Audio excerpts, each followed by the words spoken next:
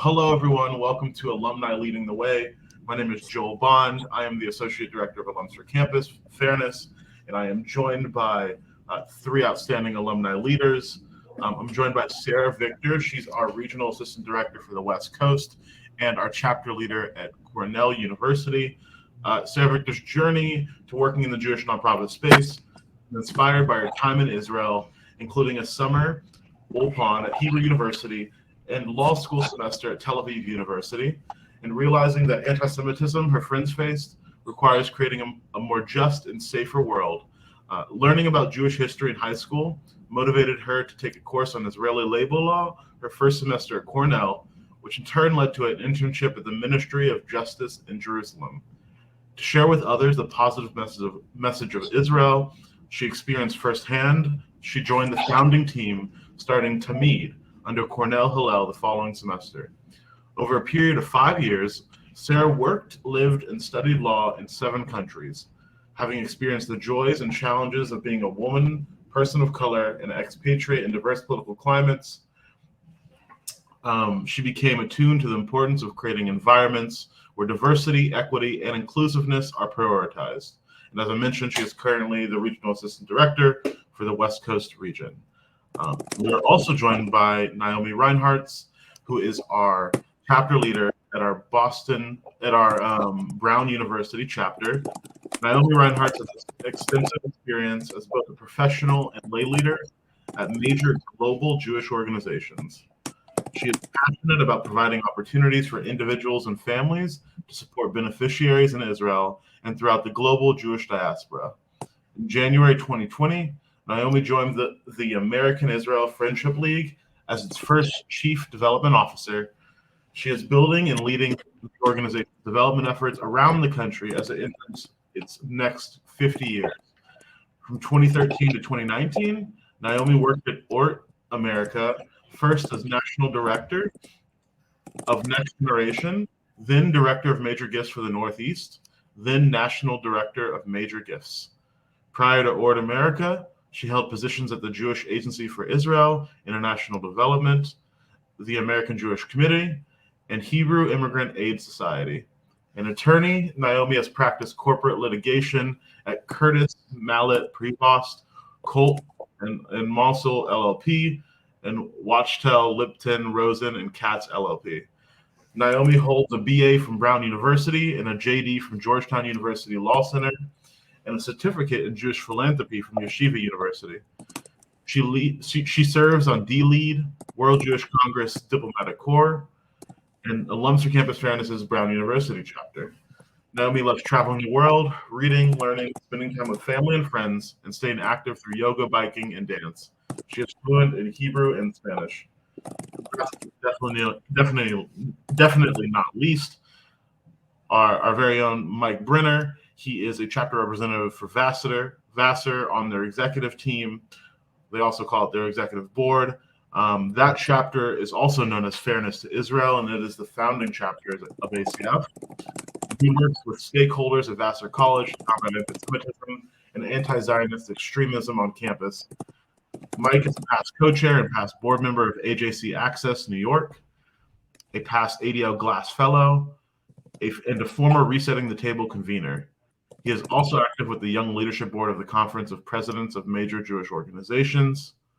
Mike lives in Woodmere, New York, with his wife and 2 children, David and Ari, and is an active member of the congregation Sons of Israel, and he works as an appellate lawyer in Manhattan. So we have a bunch of lawyers here, and we're here really to discuss the impact that our alumni are making on campus, but I guess I'll start with, why is it important for you to be a part of ACF? And we'll have Naomi lead it for us. Naomi?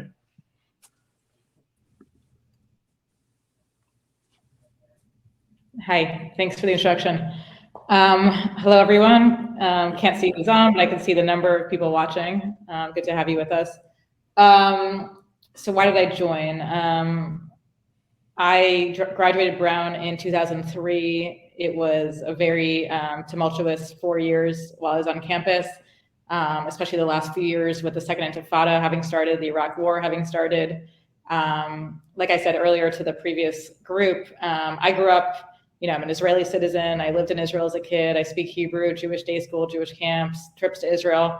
My whole life was filled with my Jewish identity and my sort of Israeli identity, but I never saw my identity as anything political. And when I arrived at Brown, I somehow, was sort of forced to become politically active. It felt like if you're Israeli, if you're Jewish, if you're an outspoken and strong, Jew, you have to sort of choose a side. Are you pro-Israel or are you anti-Israel?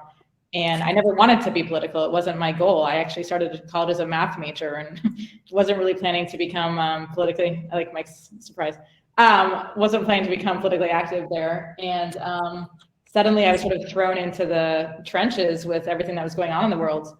And I studied abroad in Madrid for a semester. In Madrid, I saw swastikas everywhere and death to Israel and all these terrible things.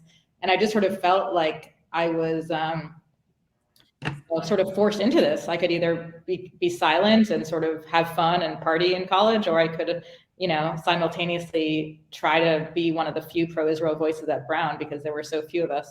So I started a group called Brown Students for Israel with a friend of mine, Josh. That group still exists to this day, almost 20 years later, which I'm very proud of, and I stay in touch with them, and they've become really active. And right before COVID, I actually met up with a group of them at the APAC conference in DC, and it was really, really cool to see how they'd grown the group and made it even stronger than when I left it. But when I left campus, it was still a very, very difficult time, and I didn't want to sort of leave Brown hanging and sort of move on with my life. I wanted to stay in touch with the campus and with fellow students and alumni around the world to see if I could make a difference. And it is a very difficult campus, at least from my experience, to make a dent. I remember on campus that, everyone knew who the few pro-Israel or, quote unquote conservative students were. I hate the word conservative to describe me, but at Brown, I was considered conservative because I was pro-Israel. And I think it's important for me, at least, to, do whatever I can. I do this work in my professional life as well. I'm the Chief Development Officer of the America-Israel Friendship League. So I do sometimes feel like my whole personal and professional life is just pro-Israel advocacy and fundraising work. But at the same time, it really is who I am at this point in my life. I can't really separate my professional and personal identities. So I do think this group is important. I think alumni have a unique voice on college campuses, whether it's Brown or someone else, because we do have life experience. We do have more income than we did as students. We do have a larger network than we did as students. And I have seen, alumni make a difference simply by the power of their purse, which is unfortunately the case, or through their network or through their voices to make a difference. So I like I said earlier, I don't think Brown is a lost cause. I think that the university president is willing to listen and is willing to advocate for Israel and for the Jewish community. But it is sort of an uphill battle some days. So. Yeah, definitely in my alma mater, I know it's an uphill battle, and I think we're starting to see that a lot of places. SJP is a lot more organized than they used to be. They've actually been able to grow a lot of their numbers because of the virtual nature of their work now. And it definitely has not helped Jewish students on campus. Mike, what about you? Why is it important for you to be involved with ACF? I've been working on anti-Semitism and anti-Zionism issues at Vassar since around 2014, a little bit after the founding chapter of ACF, which is the Vassar chapter, got started. And I'm just generally, I've been Jewishly involved for 10, 12 years or so. And these issues have always been important to me. I know that from my time at Vassar, how difficult it can be to hold a view that is not necessarily popular on campus. And I also know how, social pressure can keep students from speaking out if they feel like they are bullied or whatever it may be. I think those are the main reasons. I've been following what's going on in Vassar for a long time. I was not super politically active when I was there, but I was active in the Jewish community. There wasn't a super amount to be politically active about when I was at Vassar. Anyway, those are the main reasons. Thank you. It looks like that, Sarah. There's an issue with the computer right now, but we can head on to the next question. Please describe ACF's involvement at your alma mater. What initiatives have been most effective in helping to protect Jewish and Zionist students in particular? And we can flip-flop it. And how about Mike? You start here. So, as I mentioned, I got involved with the ACF chapter at Vassar before there was an ACF in about 2014. At that time, the campus was subjected to pro-Palestinian event after pro-Palestinian event. There were active BDS resolution campaigns on campus. Pro-Israel students, if they existed, were afraid to speak out in any capacity because they were afraid that it would cost them social relationships. If you've ever been on some of you went to universities, some of you went to liberal arts schools. If you've ever been to a liberal arts school, you know that it's, and Brown is a university, but people have gone to Brown, makes it, always seems to me it's a small Ivy, so it's a little bit more like a liberal arts school in some ways. It's a small community. Even a big university is a small community. So people are sometimes very reluctant to rock the boat. And anyway, the first thing we did, one of the first initiatives we had was to take the temperature of some of the Jewish students at Vassar, because every time we sort of told the administration, we think something is wrong here, and we think that there are anti-Semitic incidents on campus, and that students are feeling uncomfortable. And they would say, "Oh, this Jewish life is great. There's so many resources for Jewish students here."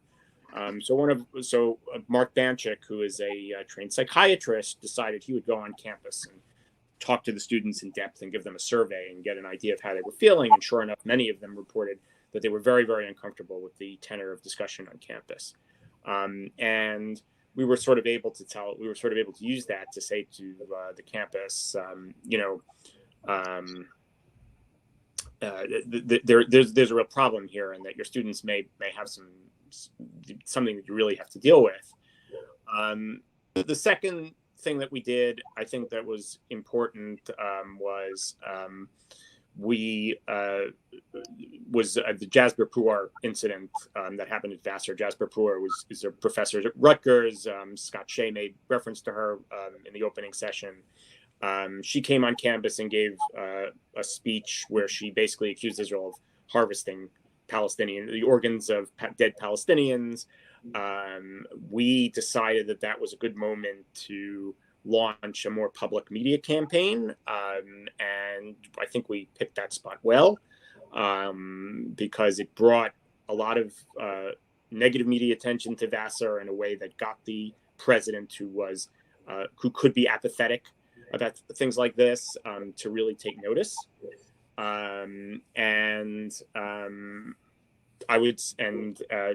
think that caused the president to start taking the problem seriously. She decided to start organizing things from the president's office, because she realized that she could not rely on the faculty to ensure a sort of free flow of information, a balanced presentation of events around the Israeli-Palestinian conflict. And so she planned some events. She had events planned through her office to sort of bring other perspectives onto campus.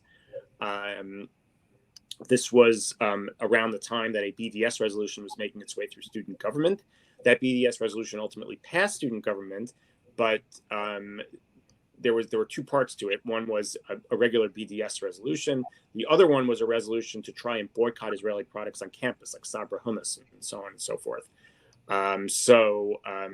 That part did not pass student government. So the proponents of that part of the resolution decided they were going to submit the entire BDS resolution to a student referendum, which I'm sure they expected to win easily. We helped organize against that referendum. The president presented these other perspectives in the middle of that referendum, and ultimately the referendum was defeated on campus. It's a major blow to SJP on campus. I'd say one of the other initiatives that we took that I think was very important was that when the president, who was president in 2014, decided to leave early, the college hired Elizabeth Bradley. And when she was hired, she was actually vetted on this question of how she would handle the BDS movement on campus, which I think was an important victory in itself. And our group was invited to meet with her, which was also, I think, a victory. We prepared extensively for that meeting. We surveyed our members. We have probably about 300 members at this point. Maybe it's more, I'm not sure. At that time, it was about 250. And we surveyed them about the actions that they had taken in response to news about anti-Semitism and anti-Zionism on campus. And we asked them specifically, have you withdrawn gifts that you would have given? Have you changed your planned giving? And so on and so forth. And we were able to aggregate from that just among our members. And we got about 100 survey results, 110 or so, that people had withdrawn about $1 million in gifts just from those 110 people. So you could figure that it was more than that. But we had that data to present to the new president at Vassar so that when she took over, she would understand that this was an issue that would be ongoing, that she would have to deal with. And I think that the work that we put in really bore fruit, because since then we've had a very open line of communication. Because the president of Vassar knows that we are a serious group, and she has been proactive, I think, often behind the scenes to make sure that SJP did not grow to be the out-of-control group that they were in 2014, 2015, when they were picketing classrooms and putting up banners and, in classroom buildings on campus and things like that. So I'd say those are the big initiatives that we've taken. And, over the past year, we've tried to make promotion of the IRA definition of anti-Semitism, the focus of our advocacy. I think that the results have been a little mixed on that, but it's something that we'll continue to press. We've gotten, I think, as I just said in the chat to someone, I think that doing that has to be part of an overall advocacy for more anti-Semitism education on campus. I think that's important because students really don't know. I think most people, as ACF survey showed, and AJC also did a survey that's been widely quoted. People really don't understand, what anti-Semitism is, especially and as you trend younger, there's less and less understanding. So anyway, those are the things that we've done at Vassar. Awesome. Thank you, Mike, for that very in-depth analysis on everything that's happened at Vassar, starting really with 2014, 2015. It's really been a crazy 7 or 8 years at Vassar. And I think, not only has the alumni base gotten stronger and more strategic and effective in what they've been able to do, but it's uniquely the challenges have grown too. And I think a lot of campuses are experiencing that very same thing.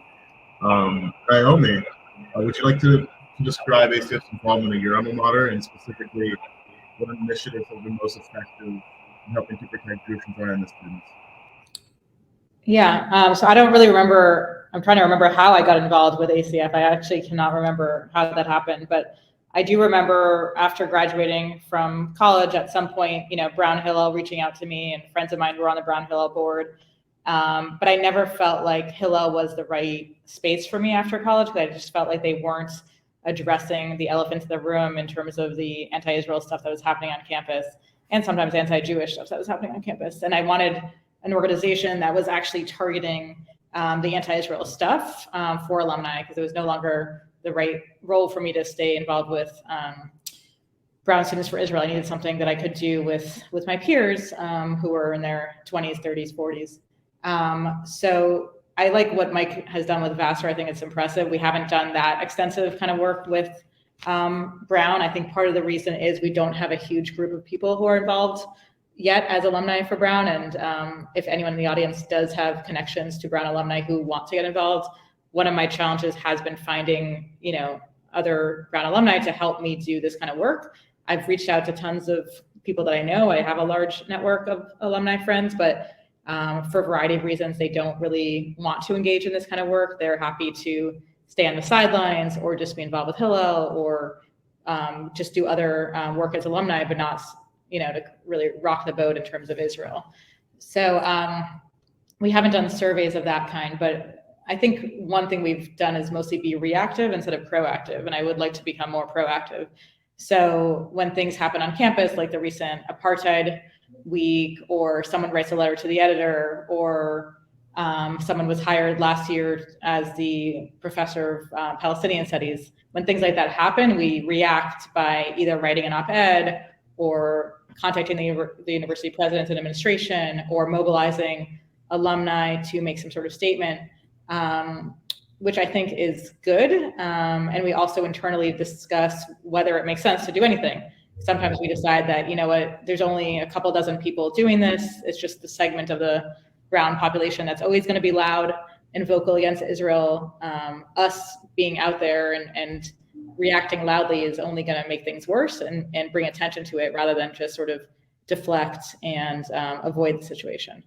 So again, I do think us sort of taking a step back and doing a survey of the campus population and the alumni population, seeing what their feelings are, what their needs are, what their priorities are, I think that would actually be a useful tool to sort of follow the Vassar model, which we haven't done yet.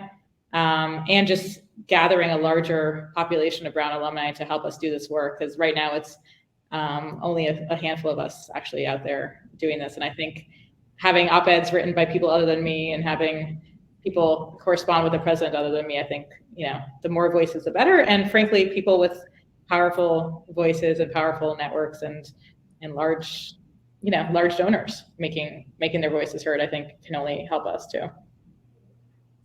Yeah, there's definitely more power in numbers. I think that it not only increases the effectiveness of our work, but it also shows the strength of our network and the strength of alumni, and it helps students feel even more supported.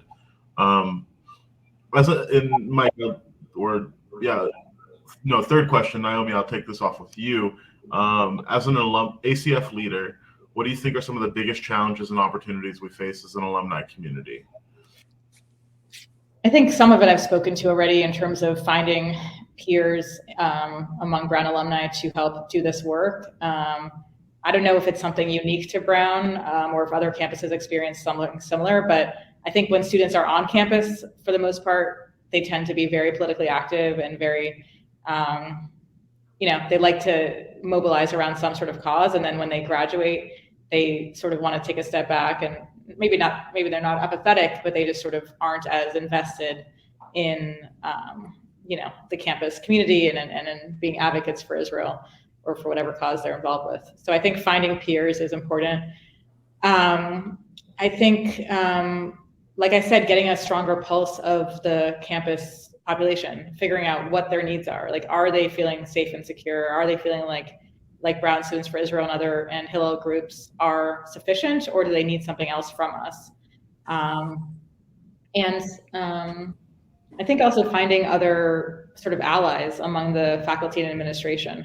I think there probably are people who are feeling frustrated and feeling isolated and not listened to, but maybe are afraid to make their voices heard because the population is so liberal and tends to be more on the anti-Israel side of things.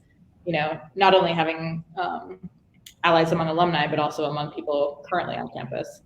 And I think also just not reinventing the wheel. If there's something that Vassar or Cornell or any other campus has done, I think having more of a sort of repository internally for ACF of sort of strategies that work, as well as strategies that don't tend to work, and sort of choosing from that toolbox what we could do at Brown or on any other campus, instead of having to constantly go back to square zero and trying to figure it out on our own, like using each other as chapter leaders and chapter representatives a little bit more regularly and efficiently. I agree 100%. Mike, what do you have to say? This is the question about challenges? This is a question about, what do you think are some of the biggest challenges and opportunities we face as an alumni community? So, I think one big challenge, Naomi, is getting more recent graduates involved in our work. I think that, look, as donors, colleges and as alumni, administrators will be receptive to us, but as a long-term strategic issue. If we don't have young people involved in this work, then we will hit a wall at some point. And so it's very important to get more younger alums involved. The second thing I would say is that,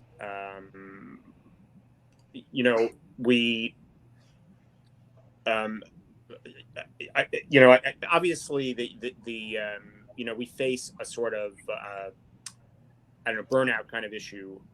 This is not easy work. And I think that, it's easy to get dejected by some of the things that we see on campuses. It seems to be getting worse. There's a feeling that it's getting harder. I think a lot of us were really dismayed by what we saw in May 2021, where you had, at Vassar, we had a third of the humanities faculty signing what was clearly a pro-Palestinian, almost really pro-BDS kind of letter. That reminds us that, we still have a lot of work to do. What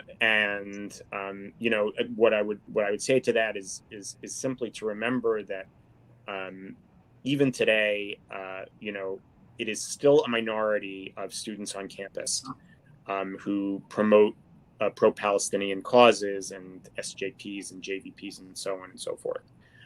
There is still a really sort of silent majority in the middle, not in either camp. And that's, I think, what we have to sort of fight for. The reality is that, these are going to be our future leaders. And I think that, and I think we have to keep that in mind. I think the third challenge we face, as I said, is a sort of harder challenge, which is making sure that in sort of prosecuting our cause, we retain the moral high ground and remember that our cause is to expand inquiry and not to restrict it.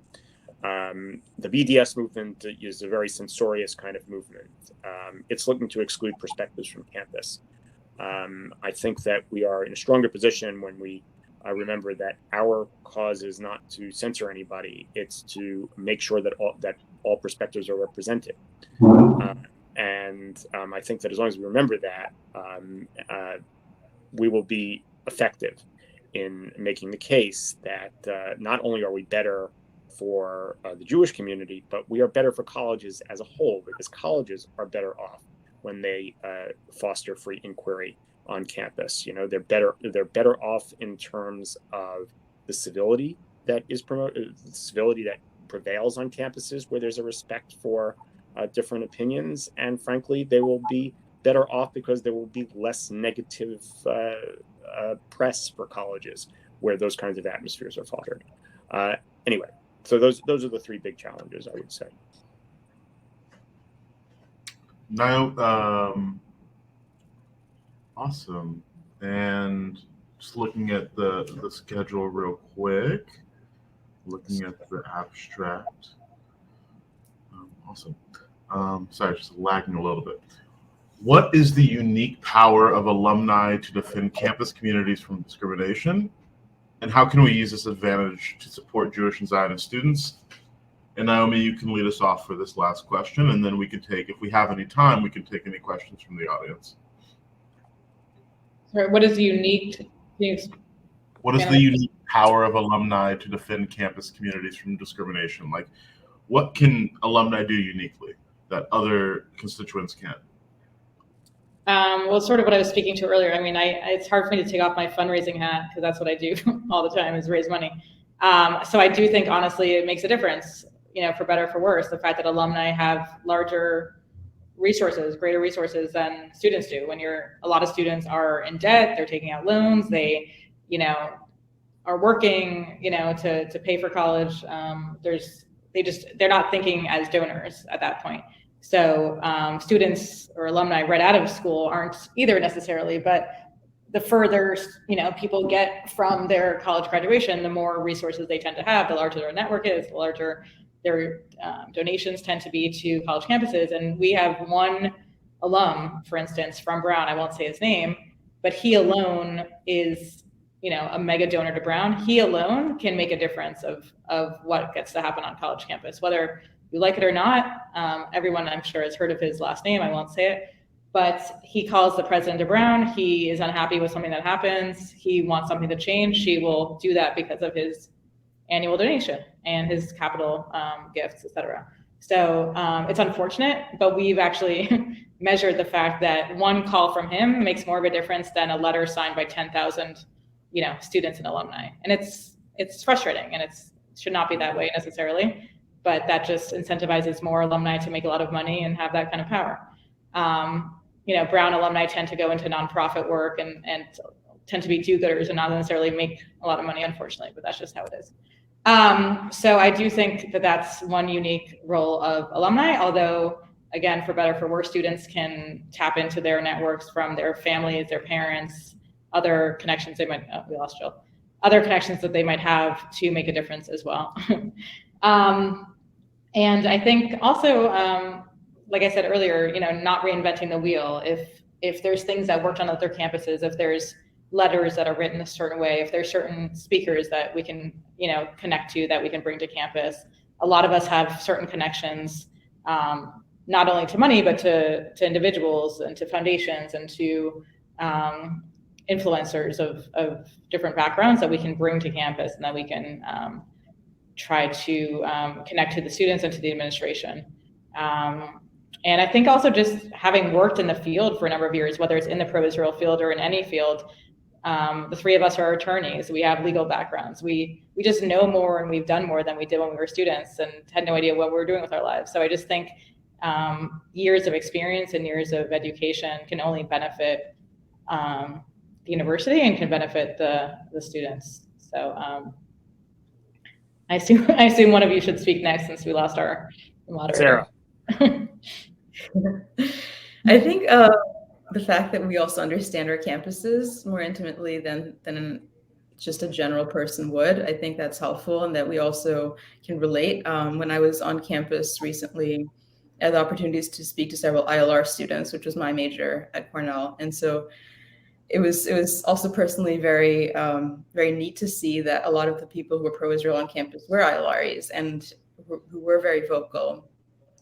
But at the same time, also using that understanding to realize how difficult it can be to sometimes be a student. And where I guess when you have those conversations, you're closer to the ground and you realize that it is often intimidating. There's a lot of stressors. And so we want to build that community of support around students to realize that, there are a lot of people who care about them as students, who care about Jewish identity, who care about Israel, and that we're there to help them feel safe and supported, and also to feel that they can grow in their identity in those respects. Because I think a lot of times it feels very isolating from our conversations that we had to be a Jewish student on campus. And I think that also extends to building bridges to non-Jewish students. And I think that's one thing I was personally interested in, being someone who's not Jewish, to realize that the alumni voice shouldn't include just the Jewish alumni voice, but also people who care about this from a perspective of anti-discrimination, from a perspective of helping just people to feel safe and secure, right? That should be something that's taken for granted on a university campus, and sometimes not the case. And so those types of issues that I think we really should care about as alumni, and hopefully by being a part of this conversation that we can continue to build. So I guess now, Mike.